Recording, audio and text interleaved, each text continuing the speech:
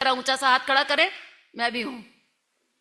तो अगर हमको ये नया जीवन मिला है ऐसे गुरु की शरण में आकर, तो हमारा भी कर्तव्य बनता है कि ऐसे गुरु की सेवा में हम भी लगे।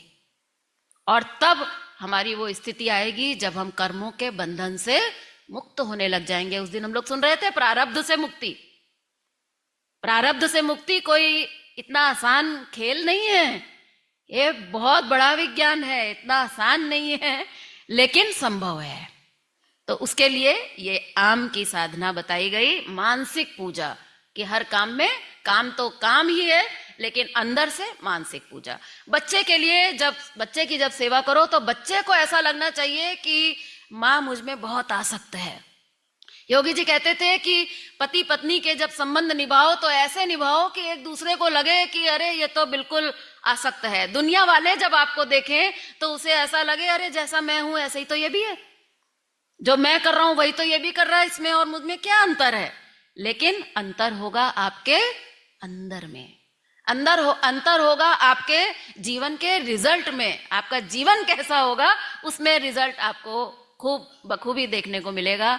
तो ये है हमारी इतने लंबे घंटे की साधना, जो करने के बाद अब हम शाम को घर वापस आ गए।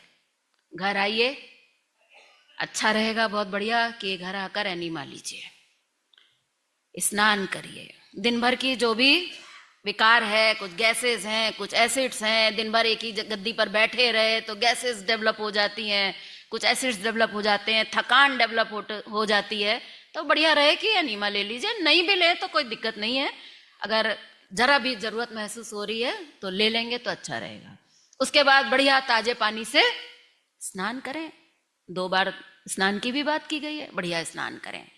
उसके बाद अब ये तीसरी साधना रात के भोजन से पहले अगर हो जाए तो बहुत बढ़िया। कहते हैं बट तर कहे हरि कथा प्रसंगा। कहते हैं कि ये तीसरी साधना क्या है, ये बरगद का वृक्ष है। बरगद के वृक्ष की एक बहुत खास बात होती है, आपने देखा होगा कि जब उसकी एक डाल गिरती है तो क्या होता है, एक दूसरा बरगद का वृक्ष तैयार हो जाता है। यानी कि ये तो काकभूषुंडी जी के आश्रम की चर्चा है, प्रतीक रूप में है। वहां पर क्या था, शाम के समय काकभूषुंडी जी प्रभु के चरित्रों का गुणगान करते थे और सारे लोग आकर, सारे साधक वहां पर आकर सुनते थे। शिव जी भी वहां पर मराल का रूप रख के, हंस का रूप रख के, हंस का रूप मतलब बुद्धि को खोल के बैठना पड़ेगा, बगुला की तरह नहीं बैठना है, हंस की तरह बैठना है। हंस का क्या काम है, विवेक। तो ऐसे विवेकवान बन के हमें बैठना है कि क्या कहा जा रहा है, दिमाग लगाकर समझना है, दिल लगाकर उसको मानना है, और जानना और मानना हो गया तो जीवन में परिवर्तन आ जाएगा। और क्या परिवर्तन होगा, तो कहते हैं कि वहां पर काकभूषुंडी जी जब कथा करते थे तो प्रभु के चरित्रों का गुणगान करते थे, तो जितने शिष्य वहां पर आते थे सुनने के लिए, उनके ऊपर इस कथा के माध्यम से शक्तिपात होता था।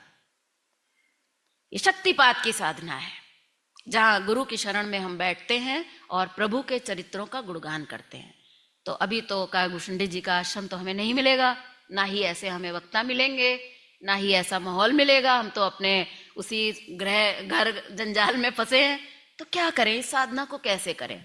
तो इसके लिए आज के परिवेश में, आज के आधुनिक समय के हिसाब से अगर बात की जाए तो कहते हैं हर ग्रंथ में कहा गया है और धर्म में कहा गया है कि शाम के समय कुछ ना कुछ स्वाध्याय होना बहुत जरूरी है। आप लोग तो सब साधक हैं, अगर आप परिवार के साथ जुड़े हैं तो मैं हमेशा कहती हूं कि शाम को जब घर आए तो उसके बाद बहुत अच्छा रहेगा कि पूरे परिवार के साथ कम से कम एक आधा घंटा, पौन घंटा बैठें। आजकल परिवार पूरा बिखर चुका है, बच्चे अलग कमरे में हैं,